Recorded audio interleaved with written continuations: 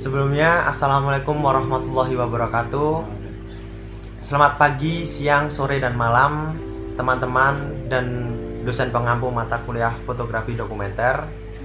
Di sini saya dan rekan saya akan mempresentasikan tugas fotografi dokumenter, tokoh inspiratif dan travel. Lanjut. Sebelumnya saya akan memperkenalkan diri. Nama saya Muhammad Elvisto dengan NIM 18108966031. Dan saya sendiri Arda Wira Pratama dengan NIM 1810908031. Fotografi A. Di sini kami akan mengangkat tokoh inspiratif Pak Djoko Semediwiono, pembuat slop tradisional Kraton Ngayogyakarta secara turun-temurun. Deskripsi: Pak Djoko Semediwiono adalah pengrajin selop tradisional di Kecamatan Kraton, tepatnya di Mangkunegaran, KT 2 nomor 638. Beliau sendiri mewarisi usaha pembuatan selop tradisi ini dari kedua orang tuanya yang merintis pada tahun 1950-an. Beliau asli orang Yogyakarta, lahir pada tanggal 27 Juli 1967, dan anak kelima dari 7 bersaudara. Sering dipanggil Pak Djoko saat ditemui di rumah sekaligus bengkel produksi pembuatan slop tradisional miliknya. Beliau sejak kecil memang selalu dihadapkan oleh aktivitas membuat slop yang dilakukan oleh ayahnya yang bernama Cipto Suwarno. Beliaulah yang mewarisi pembuatan atau produksi slop tradisional yang sampai sekarang masih ada dan tetap produksi sendal slop tradisional tersebut. Awal dahulu mulai 12 karyawan dan sekarang tinggal 4 karyawan yang tersisa. Latar belakang: menjamurnya pertumbuhan toko online saat ini tentunya saja berdampak pada keberadaan toko fisik. Ada yang masih bisa bertahan, namun yang tenggelam juga banyak. Di sini kami mengangkat profil tokoh Pak Djoko Semediwiono yang masih kokoh dengan produksi slop tradisional Jawa yang hingga saat ini masih tetap ada. Pembuatan slop ini juga turun-temurun sehingga pada tokoh inspiratif ini membuat banyak cerita dan banyak hal yang terjadi pada tokoh inspiratif tersebut tentunya yang bisa kita jadikan tauladan. Apalagi dengan adanya kata tradisional, pasti banyak proses yang menarik dan pembuatan hingga jadi.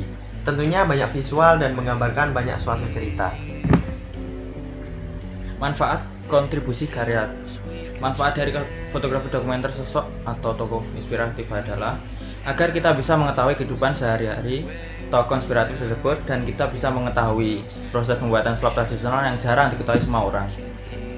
Pendekatan dengan tokoh. Pendekatan kita dalam proses fotografi dokumenter kepada tokoh inspiratif kami, Pak Djoko sendiri. Awalnya saya dan rekan saya mencari tahu tentang siapa Pak Djoko lewat tetangga yang ada di sekitarnya. Kami banyak bertanya kepada tetangga-tetangga di sekitarnya tentang kehidupan tokoh inspiratif tersebut sebelum kami menuju ke tokohnya langsung. Kami melakukan pendekatan sampai 4 hari kurang lebih kepada semua keluarga dan pegawainya. Kami belum banyak bertanya-tanya tentunya, lebih banyak berbincang-bincang untuk pendekatan. Kemudahannya adalah tokoh Pak Djoko serta keluarga dan karyawan yang sangat ramah, lokasi rumah Pak Djoko yang tidak terlalu jauh dari tempat tinggal, tetangga sekitar rumahnya yang sangat ramah. Kemudian kesulitannya, tokoh Pak Djoko yang lumayan sulit ditemui karena kesibukannya sebagai aktivis kampung atau desa, tempat produksinya yang tidak terlalu luas atau agak sempit. Alat yang digunakan: kita menggunakan Nikon Z6 bersama Sony A6000 dibantu dengan lensa Nikkor AFS 16-35 f4, Nikkor AFS 105 makro, Sony E6 1650 mm, Sony E50 mm 1,8 dengan converter f2Z. Alat pendukung: flash eksternal AD600 Pro dan trigger X1T Godok dan trigger Godok X1 Pro, beauty disc serta standar reflektor. Langsung saja menuju ciri khas. Ciri khas atau kebiasaan yang Pak Djoko lakukan adalah ketika bekerja beliau lebih nyaman tanpa memakai baju ketika bekerja di rumah. Nah, ada peristiwa kejadian yang sangat menarik. Waktu itu kita melakukan pendekatan dan ada tamu untuk mengambil, ya istilahnya konsumennya Pak Djoko yang mengambil sepatunya, dan Pak Djoko berinteraksi kepada tamunya dengan keadaan tidak memakai baju, dan Pak Joko lebih nyaman dengan hal begitu kemungkinan. Lanjut. Proses. Beberapa proses ini membuat sandal slop ini Pak Joko sendiri melakukan dengan tenaga dan alat bantu yang sangat tradisional. Pekerjaan: merapikan, menjahit, serta memukul antara motif kain dengan lapisan agar lebih terlihat tebal dan merekat kuat. Nah, ini adalah kebiasaan pekerjaan Pak Joko yang selalu setiap hari dilakukan. Hal-hal kecilnya ya. Iya, hal-hal kecilnya. Nomor selanjutnya adalah teman hidup. Istri Pak Joko Semedi yang bernama Bu Sri Rahayu Wiyati yang selalu menemani dari dulu untuk proses pembuatan slop. Nah, Bu Sri Rahayu Wiyati sendiri setiap harinya melakukan membantu suaminya Pak Joko sendiri dalam hal merapikan sandal slop, mengelem. Nah, seperti itu, menggunting pola. Nah, ini adalah yang selanjutnya adalah penyemangat, yaitu anak-anak dari Pak Joko. Pak Joko sendiri mempunyai 2 anak.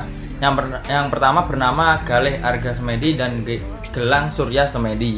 Nah, mereka berdua itu juga membantu. Mereka berdua membantu untuk tahap finishing. Jadi memasukkan ke dalam plastik, terus mendistribusikan ya. Mendistribusikan. Nah, betul. Nah, terus selanjutnya adalah tempat kerja utama. Tempat yang penuh dengan hasil karya dari Pak Joko Semedi. Pak Joko Semedi sendiri mempunyai 2 tempat untuk produksi. Tempat ini yang digunakan untuk sehari-hari. Untuk tempat yang di kiri ini tempat Pak Joko ya, Pak Joko sendiri. Iya, benar. Nah, lanjut ya. Tempat kedua. Tempat produksi pembuatan slop kedua yang tidak jauh, kira-kira 50 meter dari tempat tinggal dan tempat bekerja Pak Joko sehari-hari.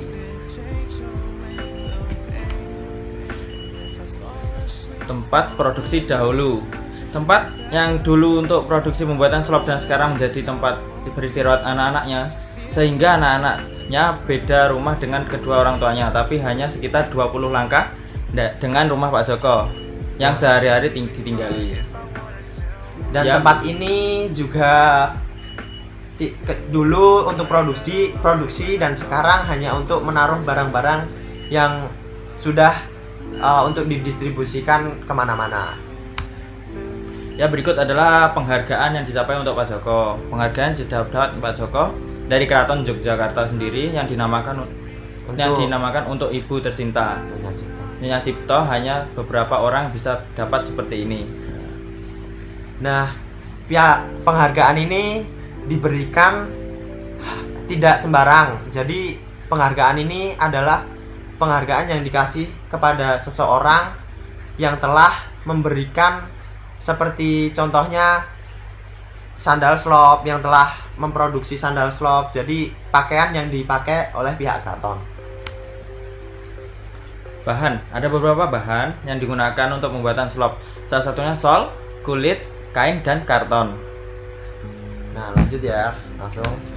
Nah, ini adalah cetakan. Foto di atas adalah cetakan berbagai sandal slop yang terbuat dari kayu, sangat banyak dan berbeda-beda dikarenakan ukuran dan bentuk atau motif dari sandal slop tersebut. Nah, jadi sandal slop tuh beda-beda ukuran dan motifnya. Jadi harus ya namanya aja tradisional.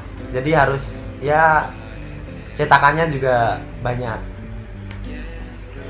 Yang selanjutnya adalah alat bantu. Alat yang digunakan yang masih menggunakan alat tradisional, yang masih menggunakan tenaga dari manusia itu sendiri yang membuatnya. Ya, seperti contohnya pukul, tang, dan gunting. Nah, lem, rekat. Ya, seperti itu.